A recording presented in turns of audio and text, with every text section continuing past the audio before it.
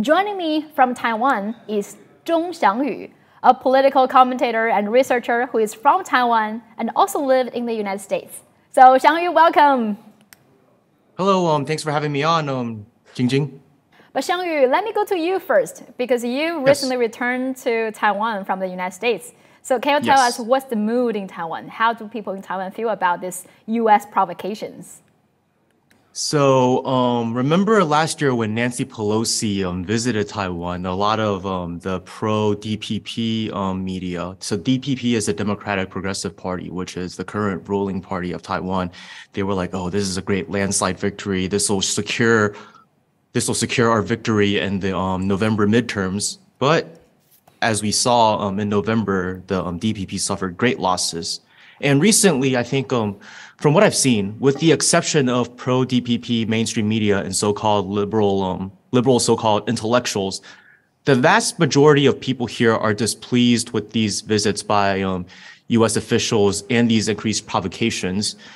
And according to a poll released in January by the NED adjacent and DPP-aligned NGO called Taiwan Foundation for Democracy, 51% of young adults between the ages of 20 and 24 are doubtful of America. And this trend, in Chinese, they call it 以美论. So it's like the theory of doubting the U.S., if I may do a rough translation.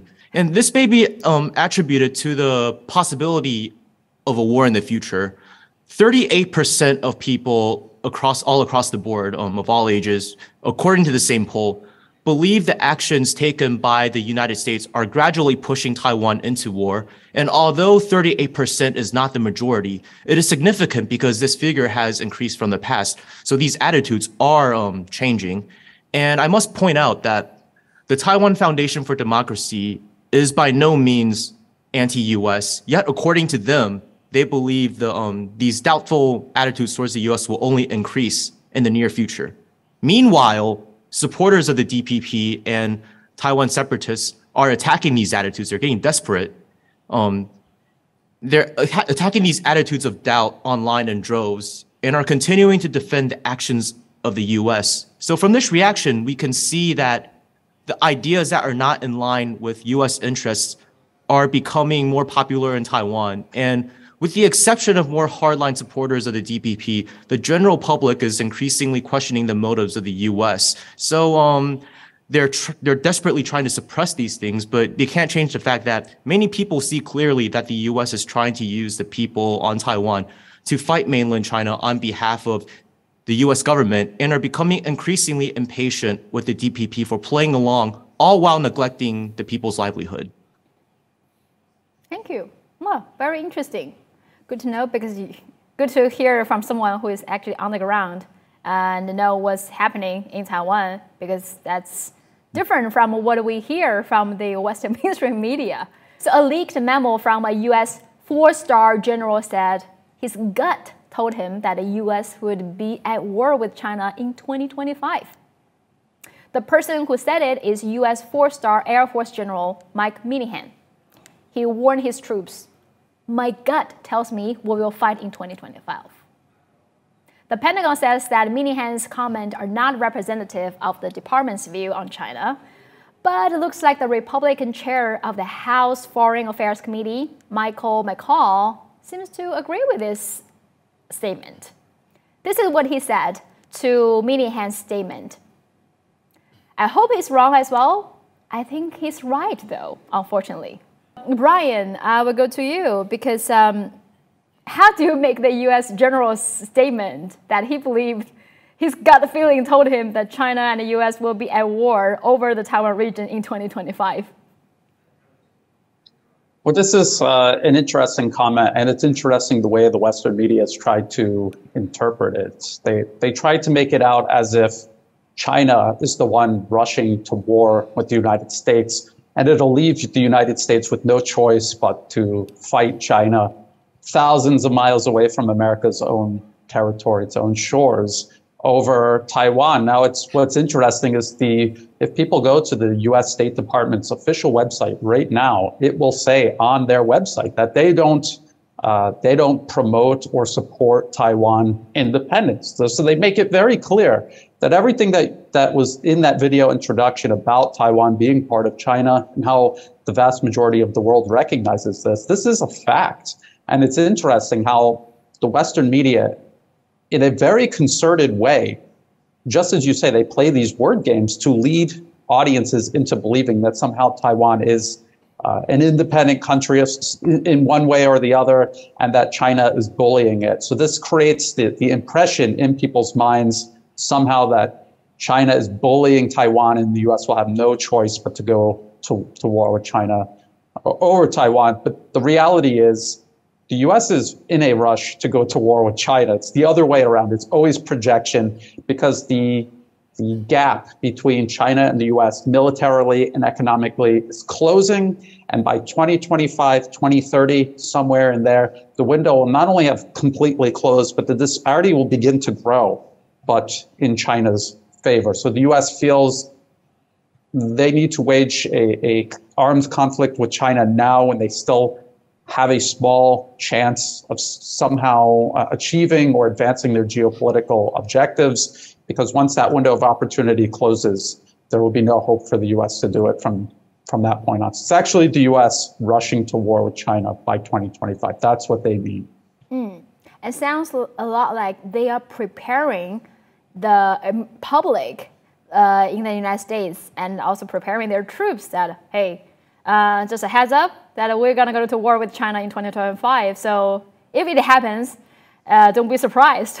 So do you think they are preparing the American people for a potential war with China? Absolutely. That's what this whole balloon fiasco was all about. It was about doing to the American mindset regarding China what they've already done regarding Russia, the whole Russiagate, this fabricated claim that Russia was interfering in American elections. Somehow the Russians were a threat to U.S. national security. This created hysteria and hatred, irrational hatred toward Russia that they were then able to harness in this proxy war that we see taking place in Ukraine right now against Russia. And they're doing the exact same thing in regards to China. So the whole balloon fiasco, they claim that this has already happened in the past, but I don't remember this level of hysteria and hatred being stirred up before. So why all of a sudden? Because it's politically expedient, and I think we can expect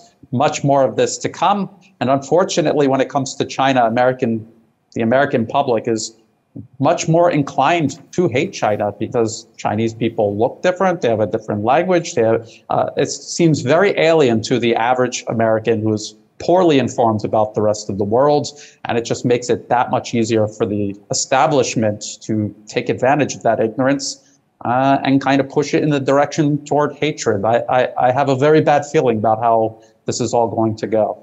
Mm-hmm. And Xiangyu, do you want to comment on this? How do people in Taiwan feel about this statement coming from a high-ranking U.S. official?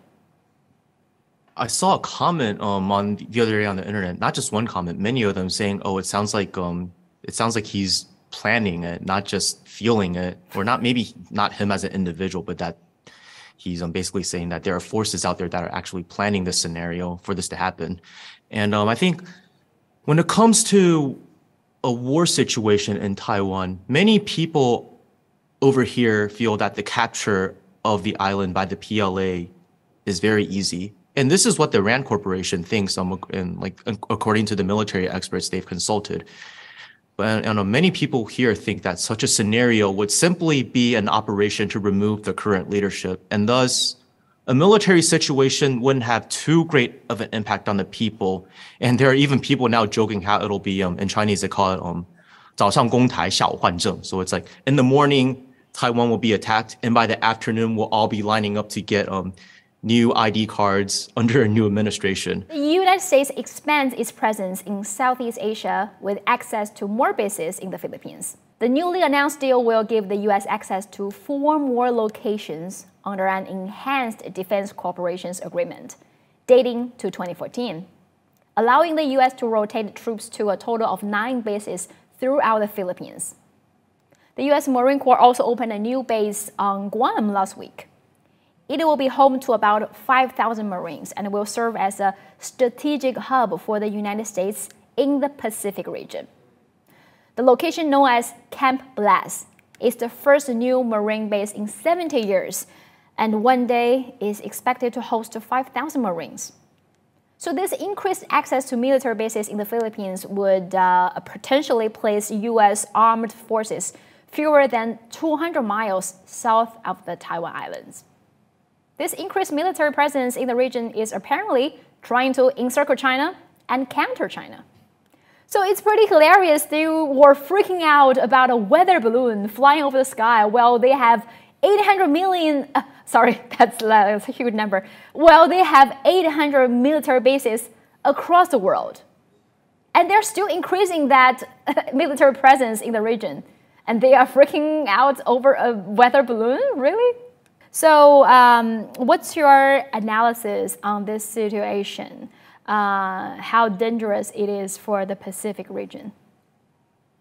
If you look at U.S. government and U.S. arms manufacturer-funded think tanks like the RAND Corporation or CSIS, they have written entire papers about going to war with China over Taiwan, and a prerequisite for doing so is encircling China with U.S. military bases, because China and their island of Taiwan is so far from the United States. The only way the United States could sustain any kind of significant military operation against China is by using military bases on foreign soils, so Japan, South Korea, and also the Philippines. And if people look at a map of where Taiwan is in relation to Okinawa, mainland Japan, the northern Philippines, you will see that is about as close as the U.S. can get.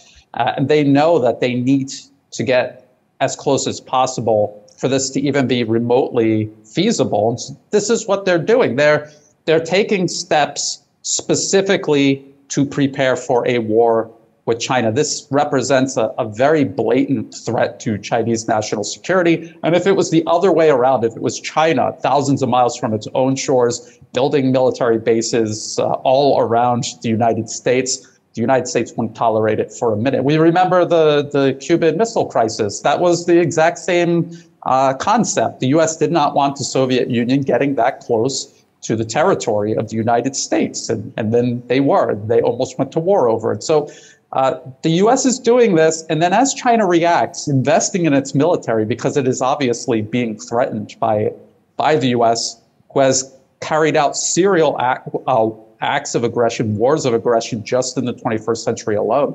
Then they spin that in the Western media as, look at China, they're so provocative. Look at them they're building another aircraft carrier. Look at that. The United States is obviously clearly threatening China, preparing for a war against China, thousands of miles from America's own shores. Then the Western media twists China's reaction to this clear and present threat to their national security and their preparations for their military to react to this threat. They twist that around and say it's China who's aggressive and provocative and looking for a war. And they've done this repeatedly. Iraq, weapons of mass destruction, chemical weapons in Syria, and China the aggressor by building up its military within its own territory.